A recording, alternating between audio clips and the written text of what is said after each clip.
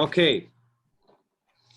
All right. So just to refresh our memory very quickly, we're at the bottom of page 124. You're opening the Tanya. We were speaking about the garments, first and foremost. Now, the garments of the soul are thought, speech, and action. And therefore, one should work that on him or herself, that his thought and his speech and his actions should always be aligned with God. We also spoke about how the best way to align, speaking of aligning ourselves with God, the best way to do that is to align all of our organs and members of the body with God. And we said, we presented this notion that there are 630 mitzvot that are parallel to the 248 members of our body and 365 organs of our body. Interesting is that there are 248 positive commandments and 365 negative commandments. Each of these commandments really are parallel to another part of our body. And each time we use any part of our body in a divine and in a heavenly way in order to do a mitzvah, then we are aligning ourselves of that part of the body with God himself. That was really the big idea. And I suggest we continue. Let's continue here at the bottom of page 124. Does anyone want to read? Another way in which a person can fulfill all the mitzvot, right? That paragraph, Margot, yes. Yeah? Yes. Okay. Why don't you read? I'll read. Okay. Please, go for it. Another way in which a person can fulfill all the mitzvot is by realizing those mitzvot that he cannot observe physically on another plane in speech and thought. For example, a person who cannot fulfill the commandments that apply only to kings can still fulfill them in a way by thinking and speaking about them. Aside from mitzvot that are fulfilled through thought or speech, merely talking and thinking about a mitzvah does not constitute its true fulfillment.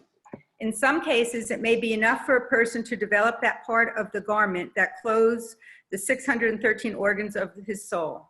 Right. And that's why we were speaking last week about this idea of reincarnation, that we have to be reincarnated in order to fulfill all of the 613 commandments. But sometimes so if there's commandments I can fulfill in this, I cannot fulfill in this lifetime. I'm not a Kohen. The commandments that only apply to a Kohen, like he's saying here. Well, then the way to fulfill them is to study them. By the way, that's why, and that new cycle just began about 2 weeks ago. But that's why the late Lubavitcher Rebbe, Rabbi Schneerson of blessed memory, instituted, I think, something that no one else has ever instituted before. It's a genius of an idea, and that is to study the laws of Maimonides each and every day. Now, some study 3 chapters a day, some study just 1 chapter a day. If you study 3 chapters a day, you finish all of the laws of Maimonides in just 1 year. Wow. You study 1 chapter a day, you finish those in 3 years. Why? Because Maimonides is really the only Jewish authority, halakhic authority, that has encompassed the entire Torah. All of the 613 commandments, he speaks about, he teaches, and he delves into. Now, when you study Maimonides in his entirety, all of those books of halakha that he wrote, then you really will have not just thought, but also spoken and studied those commandments, ensuring that you fulfill all of the 613 commandments, at least through thought and speech in this lifetime, even if some don't belong to us, practically speaking. So that's one way of doing it, by studying Maimonides each and every day. But I think that what's interesting is this, and I want to submit an idea that may be wrong. So I warn you, but an idea, and that is that, speaking of reincarnation, to continue on with the theme of last week. So we're reincarnated to fulfill mitzvot and to basically complete our mission that was given to us from the get-go, from God himself. Now, sometimes God puts us in this world to fulfill X mitzvahs in practice. Sometimes he wants us to fulfill X mitzvot, not in practice, but in thought and speech. Why? Because maybe it's related to the way we thought in a previous life, or the way we spoke in a previous life. Maybe in a previous life, I thought and spoke negatively. So God says, you know what? Your practice was not so bad in the previous life, but your thought and your speech was. So let me put you in this world, and you'll have to fulfill all the mitzvot, but some of them you'll only be able to fulfill through thought and speech, but that's purposefully. So that again, you can cleanse your thought and your speech to rectify that which you did not do in a previous life. So sometimes we might say, oh, shucks, it's such a bummer. I can't fulfill the mitzvah of a Kohen. I'm not a Kohen. But maybe that's not the purpose of it all. Maybe God does not want us to be a Kohanim and to fulfill the mitzvah of a Kohen in a practical way. What he wants us to do is actually to think and speak the laws of a Kohen in order to, again, cleanse and purify our thought and speech that may need purification. So we shouldn't be let down by the idea that we can't fulfill all of the commandments. Quite the opposite, we can through thought and speech. And sometimes that's all that's needed really for our own personal mission. That's really the idea here. How can we argue with that since we don't, since none of us have been gone and come back and know all about it? We have to surmise. So your premise that maybe you're wrong, who knows? That's right. And that's what I said. Maybe I'm right, maybe I'm wrong. That's exactly right. Right. We don't know. And that's part of, God's way of doing things. He didn't tell us why he sent us here. And maybe the reason for that is because otherwise it would be too easy. We just go and do what we need to do. And that's it. But he doesn't give us any indication. Maybe sometimes, like we said, the weaknesses that we have may really somehow give us a hint of what is needed to be rectified. But if we were to know, then we would be too robotic for God. God doesn't want, as my rabbi says, God doesn't want extraordinary beings doing extraordinary things. He wants ordinary beings doing extraordinary things. Or you put it also differently, he doesn't want holy beings doing holy things. He has enough of those in the heavens. Angels are holy beings doing holy things. But God wants unholy beings doing holy things. And when we're tempted with all these temptations, not to do that which we have to do, and yet we do what God wants us to do nonetheless, we are in an unholy state, yet we do a holy thing, then that brings the greatest nachas, so to speak, to God. And I'm reminded of a different idea, but from the Torah itself. It's interesting to note that for many of the sacrifices, God said to Moses and thereby to the Jewish people that this will bring me reach nichoach la Hashem. This will bring me a great aroma. Reach nichoach, very delicious aroma. And the sacrifices will bring a delicious aroma to God. Now, what's interesting is that this is not said about any mitzvah. It doesn't say that if you give tzedakah, you'll produce a pleasant aroma for God. Or if you put on tefillin, you produce again a pleasant aroma for God. It only says so in the context of animal sacrifices. Why so? And mystically speaking, more deeply speaking, it's because what really brings the greatest pleasure for God, what creates that pleasant aroma, when we take our own animal, when we take our animalistic instincts and we offer it to God, that creates the greatest aroma. Yes, I may have doubts and insecurities and demons and so on, and I have therefore a lot of animal within me. But when I overcome those animalistic instincts and sacrifice that animal for God himself to do the right thing, to do the holy thing, and that creates the greatest aroma. And that's why it doesn't, yes, mitzvahs, of course, are vitally important. But each time, it's also the way we relate to life altogether. Each time we overcome an animalistic inclination and we sacrifice it, we say, God, this is just for you. I really would give that knee-jerk reaction. Really would speak negatively about this person. I really would write this. I really would send this nasty email. I really would give in to this temptation, whatever it may be. Each time we overcome that and we do it just for God, and that creates the most pleasant aroma. If people would just know that really they are creating one of the most special aromas for God by overcoming their own animalistic inclination, I think it would change their way of doing things and their life in general. If you'll give me a second, my children are at the door. I just have to open for them. 1 second. I'm sorry. That's fine. So I wonder what we do with the people who say they had a near-death experience and came back and saw this heavenly stuff. What do you do with that? It's a good question. I mean, so you have, what are they called? Near-death experiences, right? NDEs. And people will come back, look, I don't know what to do with that. I mean, you can believe it or you can choose not to believe it. Scientifically, is it proven? Not really. I do believe that there's an afterlife, there's no doubt. And you know, what's interesting, that many of these, and I read about them, there's a whole book about it. But many of these experiences really share one thing in common. They each have different descriptions, but they share one thing in common. And that is that they each saw this tremendous light that was as captivating as could be. And we believe that, that's consistent, by the way, with what the Zohar speaks about regarding the afterlife. That there's this light that is just brings greater pleasure than the greatest pleasure in this world. That just captivates you, that pulls you in. That's the light of Hashem himself. When the soul is exposed to that, it feels like it's never felt before. It's interesting because I remember reading about Rabbi Levi Yitzchak Berditchev, I believe, who was the great advocate of Israel. That's how he was known. This Hasidic master of 250 years ago. And he said that before he died, he said, look, I have prayed my entire life for the Jewish people and for this world altogether. I've prayed for our redemption, for Mashiach to come. Now I'm dying and I see that it still hasn't come.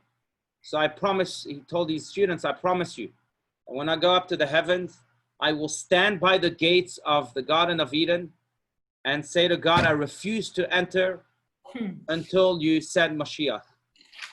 Now, he died and he went up and who knows what happened. And then a Hasidic master shortly after him, I forget who it was, came and said, well, the light was so strong that, that it pulled him in, that it captivated even Rabbi Levi Yitzchak Berditchev.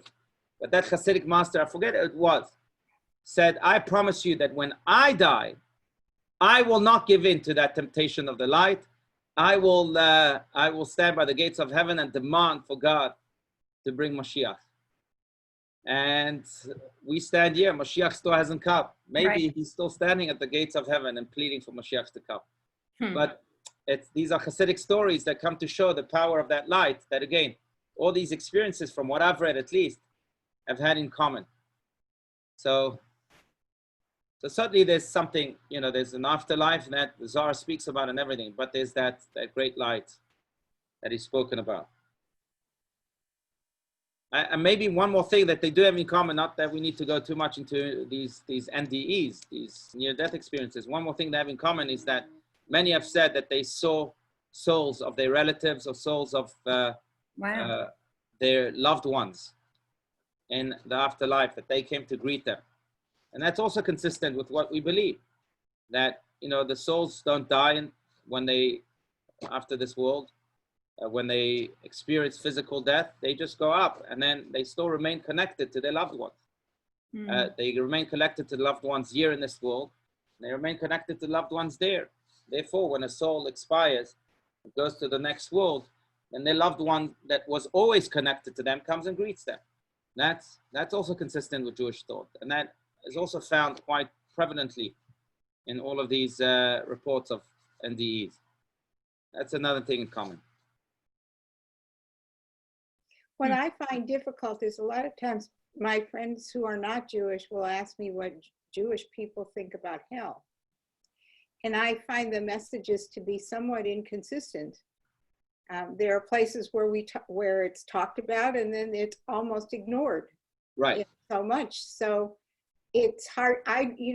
Mostly I just say it's not something we concentrate on because we have a job to do right here. Very good. That's exactly right. And that's the reason. Yeah, we are focused on life, not on death. Judaism is it's not a religion. It's a family. It's a faith that really evokes the word of Moses, the words of Moses that were told to him by God himself. V'charta b'chaim, choose life.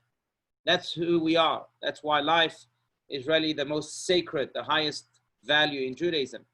So we're focused on life, and therefore we don't speak too much about death. Not only that, we also focused on our mission here in this world. Up there, there's no mission. Up there, that's the completion. It's afterwards, you know, there you're maybe on vacation. But life is about our mission. So we focus on what we need to do, not on the results, not on the aftermath of the performance.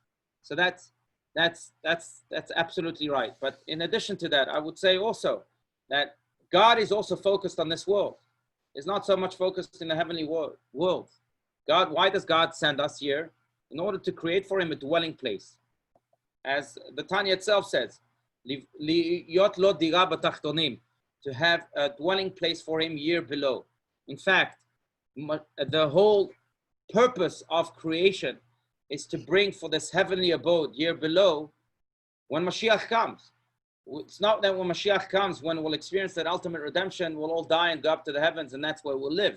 No, the whole purpose of the creation was to finally create an abode for God here below that will be finally a perfect abode when Mashiach will come, when we'll experience that ultimate redemption. So that's the way God has created the world. That this place right here is the most important thing. So if this place right here is the most important thing in the eyes of God, how can we not make it the most important thing? That's why we don't focus too much on the afterlife and so on. Now, it doesn't mean that we don't believe that it exists. It does. We don't believe that we don't believe in heaven and hell. We do. We believe in a very different type of hell, not the same type of hell that others believe in, like where they burn you in fire. The hell that we believe in, very briefly, and I think we've spoken about this maybe in the past, but the hell that we believe in is simply where they show you a movie of your life, but they show it to you from a divine perspective. Now, seeing it from a divine perspective, you understand what is good and what is bad. And when you see yourself doing bad, it pains you. It embarrasses you. Say, gosh, I should have known better. Why did I do this? That pain of the soul, that embarrassment, is what hell is. The more a person does bad, the more embarrassed and in pain he'll be. The more in hell, in that state of hell, he'll be. Now, that pain and embarrassment is not there to punish the person. We don't believe in punishment. It's there to cleanse the person. Because of these bad actions, the soul is stained. So how can the soul bleach itself, so to speak? How can it cleanse itself? By experiencing this pain and this embarrassment. That pain and that embarrassment cleanses the soul. It bleaches it. And then then it can go up to the next step, to heaven itself. But that's what hell is in Judaism. It's not where they burn you in fire. The whole world there is abstract. How could there even be the existence of physical fire? It doesn't make sense. But it's really that type of hell where we experience. Now, what's interesting is this. And, you know, we're coming up to the month of Elul in just 2 weeks, the month of introspection, of teshuvah, of repenting, of returning really to our true self. What's interesting is this, and that is that if I did something bad, but I did teshuvah, and I really not only had remorse, but I was tempted and did not do it again, that's what teshuvah is. You know, there's 3 steps to teshuvah according to Maimonides. One is the remorse, but that's not good enough. Feeling remorseful, feelings are feelings only. The second step is taking upon yourself never to do it again. And the third step is when you're tempted with that same temptation and you don't do it, then you've proven to yourself and to God that you've really done teshuvah. But if you've done teshuvah, those bad actions are erased from your record. They're not shown to you in the world to come. You have nothing to be worried about. You won't experience any pain from them. That's why Rabbi Steinsaltz often says that the things that we remember are usually the things that we should not remember, because they're insignificant in the eyes of God. The fact that we remember them, if I did something bad and I remember it, that means I felt remorse. Otherwise, I wouldn't remember it. Right. And I felt remorse, and I probably did teshuvah. That's why I remember them. So they shouldn't be bothering me because they're erased from my record. The things that I don't remember, those are the things I have to be worried about.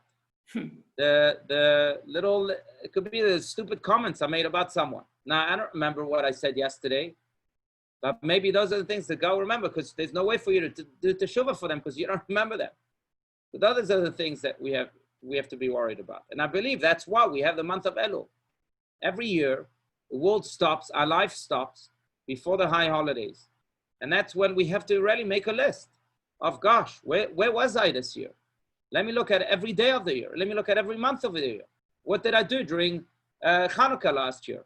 Where was I? Is there anything that I don't remember that I should really cleanse, that I should do teshuvah for? That's really the purpose of the month of Elul.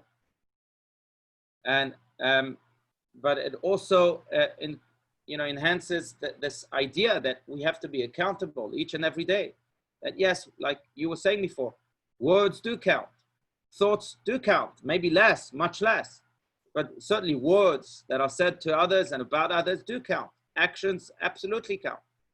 Therefore, we have to be cognizant about our every action, about our every word, and make sure that it's channeled in the right way. I think that's part of the definition of a righteous man. What's a righteous man or woman? It's someone that is cognizant of his every word and his every action, and make sure that his every action is in line with the divine. There's no such thing as frivolities by the righteous. Yes, they tell jokes, there's no doubt, but even those jokes are calculated. They'll never let themselves loose. They're always in control, because they know that every word counts, every action counts. And sometimes it's specifically those words I don't remember that will cause me the most trouble or cause me the greatest stain. So therefore, I have to be accountable, and I have to be accountable in every area of my life. But that's okay. It's no coincidence that we're speaking about this now, because that's the theme of the month of Elul, coming up in just 2 weeks. Elul in Hebrew, Elul is an Aramaic word. In Aramaic, it means to search, because we got to search within ourselves to see what needs to be rectified.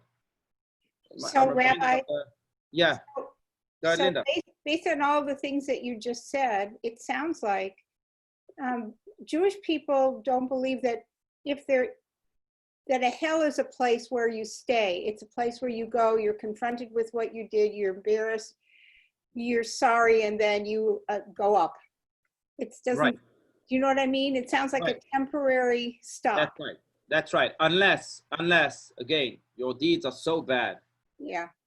And then you're in almost permanent, not completely permanent, but almost permanent state of hell. Because it's almost like a stain that is very hard to remove. It's going to take a lot of bleach to remove it, and therefore a lot of hell to remove it, right?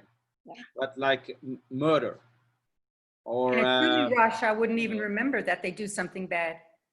Even if they remember, it's still it still doesn't help much, because it's so bad. The baddie, the evil is so profound. Right. But going back to the notion that we have to be accountable for every word and every action, I just want to share with you a beautiful Hasidic story about the Baal Shem Tov. Baal Shem Tov told these students, look, you don't know what to do with yourselves in Elul, how to really focus on introspection. Let me send you to one of my beloved students in this village, and all you have to do is observe him on the eve of Rosh Hashanah, and then you'll know exactly what I'm referring to, what to do. And they went to this and that student, and on the eve of Rosh Hashanah, they were observing him in his home, and he took out 2 lists. One list is a list of everything he did wrong during the year. He was a man that was accountable, righteous, and he wrote down every time he did something wrong, he wrote it down during the year. They weren't severe things. He said, "Dear God, I didn't pray with enough kavanah, with enough intention. Dear God, I didn't speak nicely to my children. Dear God," and he wrote down all these things. And then he said to God, "Please forgive me for this list." He said, "But God, I have another list to also read out to you." And he takes out another list. And in that list, he listed all the things that he believed God did wrong to him. Yeah, God, you didn't give me enough livelihood. I didn't have bread to buy for my children. Yeah, God, you made my wife sick. Yeah, God, my neighbor lost his cow, whatever it is. And he wrote down all the things that he believed God wronged him throughout the year. And then at the very end, he said to God, "You know what, God, let's make a deal. I'll forgive you for your list, and you'll forgive me for my list, and we can start the year new and fresh." That's Now, the good. Baal Shem Tov meant it when he said that this is really the way to do it. And he said that to his students. It's true. I mean, we have to be accountable for ourselves. But when we are accountable for ourselves, then we have all the right to relate to God as our partner in life. If the partner doesn't do his side of the job, then I have the right to tell my partner, excuse me, you wronged me here and you wronged me here. So let's just start anew. We'll forgive each other, and let's embrace the new year with newness, with freshness. That's beautiful. Yeah. That's lovely. That's like having a friend, a good friend. Partner. That's good. Exactly, and that's what God is. Chaver ani lechol asher yegaucha. Even King David says, God is a friend, chaver, to all those that fear him, to all those that really relate to him in a serious way. This man related to God in a serious way. He was accountable. But so God became his friend. That's right. Nice. Yeah. Very good. Yeah.